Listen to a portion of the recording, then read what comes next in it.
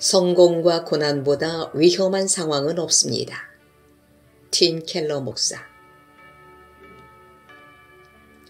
두 종류의 특별히 일반적인 경험이 있습니다.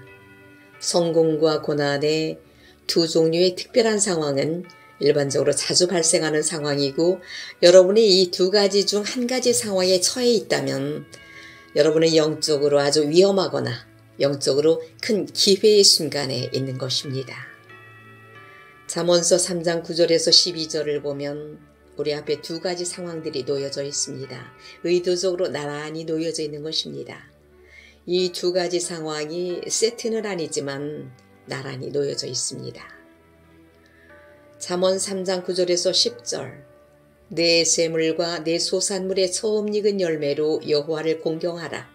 그리하면 내 창고가 가득히 차고 내 포도즙 틀에 새 포도즙이 넘치리라. 이 두 구절만 본다면 이렇게 말하고 있는 것 같습니다. 만일 내가 여호와를 공경하면, 하나님과 좋은 관계를 가지고 있으면 너는 번영하는 삶을 살 것이다.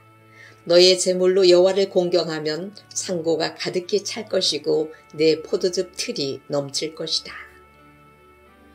하지만 의도적으로 나오는 구절인 11절과 12절은 앞과 연결된 내용이 아닌 것 같습니다. 완전히 끊어진 것 같습니다.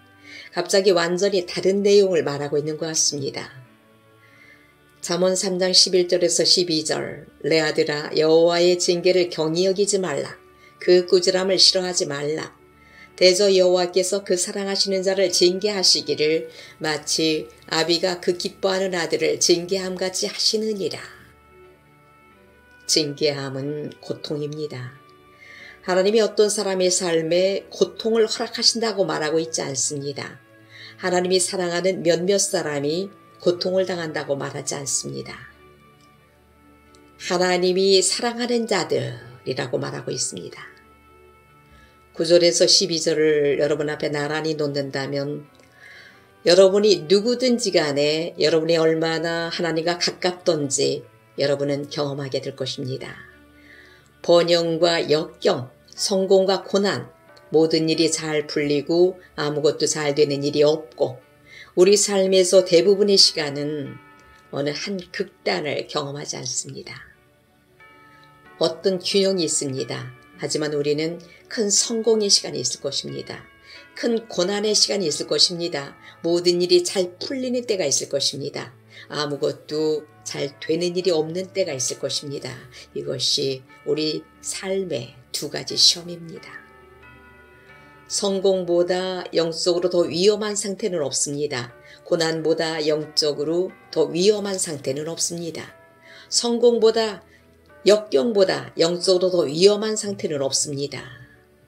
왜냐하면 이 두 가지 경험은 여러분 내면에 있는 여러분이 알지 못했던 무언가를 끄집어냅니다. 여러분 마음에 나쁜 것들이 있습니다. 그런 것이 있다고 믿지 못합니다. 생각지도 못합니다. 그것이 여러분 마음에 있다는 것을 부인합니다. 하지만 이 두 상황은 이것들을 드러냅니다. 만일 여러분이 현명하고 이타적인 사람이라면 성공은 여러분을 더욱 현명하고 더욱 이타적으로 만들 것입니다. 하지만 여러분이 어리석고 이기적인 사람이라면 여러분에게 일어날 수 있는 가장 최악의 일은 여러분의 꿈을 이루는 것입니다. 왜냐하면 성공이 여러분의 길을 여러분에게 확신시켜주기 때문입니다. 여러분이 이기적인 사람일 경우 하나님이 여러분에게 하실 수 있는 가장 나쁜 일은 여러분이 좋은 삶을 누리는 것입니다. 그것보다 더 나쁜 것은 없습니다. 고난은 여러분의 삶의 기초를 드러냅니다. 여러분이 누구인지가 드러납니다. 번영과 역경이 우리에게 시험인 이유는 우리에게 두 가지 일을 하기 때문입니다. 첫 번째는 여러분에게 여러분 마음의 악함을 보여주고, 두 번째로 여러분 마음에 있는 우상을 보여줍니다. 그럴 때 여러분은 시험이 보여주는 것들을 부인할 수 있습니다. 그리고 더욱 어리석어지고 손댈 수 없게 됩니다. 또는 그것을 인정하고 받아들여서 고통스럽지만 성장하게 됩니다. 성공이 시작되면 어떤 일이 일어나는지 아시나요? 첫 번째로 일어나는 일은 칭찬을 하게 됩니다. 재정적으로 잘 나가고 있습니다. 사랑이 잘 진행되고 있습니다. 모든 일들이 잘 진행되고 있습니다. 그러면 첫 번째로 여러분 안 깊은 곳에서 그래 이거야 라고 말하기 시작합니다. 다른 사람이 여러분에게 탁월하다고 얘기하면 여러분은 아니에요 라고 얘기하지만 여러분은 속으로 그래 맞아 라고 말합니다. 나는 다른 사람보다 더 똑똑해. 다른 사람보다 더 열심히 일하고 있어. 다른 사람보다 더 요령이 있어. 여러분은 칭찬을 하게 됩니다. 일들이 잘못되기 시작할 때 여러분은 무너지기 시작합니다. 여러분 마음에 약함을 볼 수 있습니다. 여러분의 걱정을, 분노를, 이기심을, 자존심을 볼 수 있습니다. 역경과 번영은 모두 여러분 안에서 가장 나쁜 것을 드러냅니다. 여러분의 자아를 드러냅니다. 자기중심적인 모습을 드러냅니다. 그리고 여러분이 할 수 있는 최악의 일은 그것을 합리화시키는 것입니다. 성공도 비명을 지릅니다. 여러분이 하나님이 필요하다고. 역경도 비명을 지릅니다. 여러분이 하나님이 필요하다고. 고난과 번영이 모두 여러분에게 비명을 지릅니다. 그 비명 소리를 듣는 것은 지혜로운 것입니다. 하지만 여러분은 방어하고 무시하고 합리화시킬 수도 있습니다. 두 가지 원칙이 있습니다. 여러분은 성공이란 영적인 위험에서 벗어나기 위해서는 여러분 자신을 복음으로 겸손히 해야만 합니다. 고난이란 영적인 위험에서 벗어나기 위해서는 여러분 자신을 복음으로 굳건케 해야 합니다. 고난이 발생하면 여러분은 하나님께 화가 나거나 자기를 무시하게 됩니다. 겸손해지기는 하지만 담대하거나 확신이 없어집니다. 고난 중에 있을 때 스스로에게 화가 납니다. 실패자 같습니다. 스스로 무언가가 잘못되어 있는 것 같습니다. 아무것도 아닌 것 같습니다. 하지만 우리가 복음을 믿는다면 내가 악하지만 사랑받고 있고 내가 선해서 구원받은 것이 아니라 예수님이 하신 일로 구원받았다는 것을 믿어야 합니다. 내가 한 일로 구원받은 것이 아닙니다. 그분이 하신 일로 구원받은 것입니다. 그래서 지금 나는 결함이 있고 엉망진창이지만 나는 완전히 사랑받고 있습니다. 성공했을 때 복음의 겸손함을 되새겨야 합니다. 고난 중에 있을 때 복음의 확증으로 스스로 되새겨야 합니다. 성공했을 때는 빨간 경고음이 울리는 것입니다.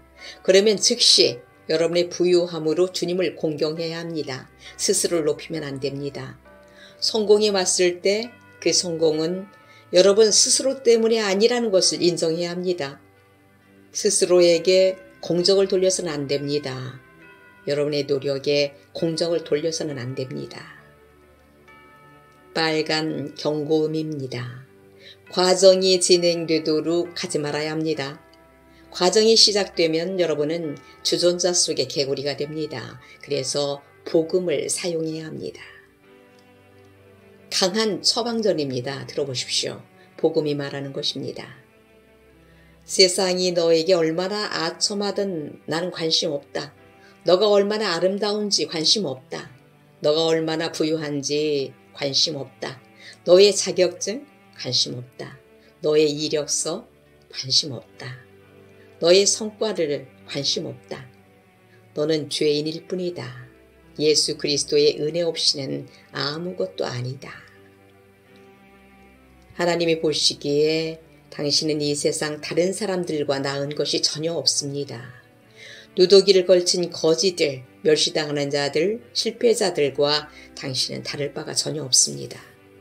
하나님의 보좌 앞에서 다를 바가 전혀 없습니다. 이것을 정말 믿습니까? 그러면 스스로에게 적용하십시오. 이것이 유일한 희망입니다. 성공이란 영적인 위험 앞에서 스스로를 겸손히 낮추십시오. 이것이 지혜입니다. 하나님은 여러분을 사랑합니다. 이것을 절대적으로 확신하십시오. 그렇지 않으면 고난이 여러분의 영혼을 상하게 해서 부패하게 됩니다. 첫 번째로 이것을 이해해야만 합니다. 성경은 말하고 있습니다. 여러분이 하나님과 관계를 맺고 있으면 여러분 삶에 오는 모든 나쁜 일들은 징계입니다. 성경에서 징계란 말은 처벌이란 의미로 사용된 적이 한 번도 없습니다. 예를 들어 하나님께서는 반역한 나라들을 처벌하실 때 징계란 단어를 절대 사용하지 않으셨습니다. 히브리어로 징계란 단어는 그 사람을 위해서 고통을 준다는 의미입니다. 죄에 대한 값을 지불하는 것이 아닙니다. 그 사람을 더 나은 사람으로 만들기 위한 딱 적당한 만큼의 고통입니다. 하나님은 완벽한 아버지입니다.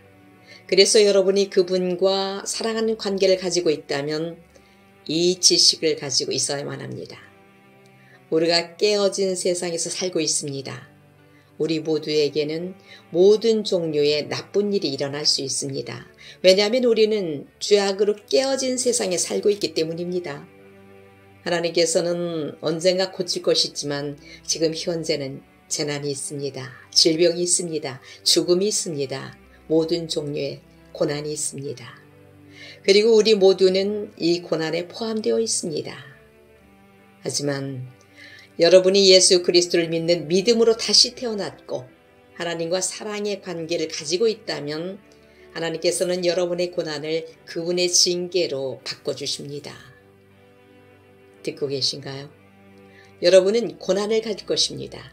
하지만 하나님께서는 그 고난을 바꿔주셔서 여러분에게 도움이 되는 것만 우리 삶에 남겨주십니다. 여러분은 겸손해져야 하고 지혜를 배워야 하고 이 모든 것들을 알아야 합니다. 하지만 고난이 없이는 결코 여러분 스스로를 알 수 없습니다. 결코 지혜로워질 수 없습니다. 하나님께서는 말씀하십니다. 나는 너희가 깨닫기를 원한다. 너의 삶에 오는 모든 나쁜 것들을 내가 재조정해 주겠다. 왜냐하면 나는 너를 사랑한단다. 너를 사랑한단다. 너를 기뻐한단다.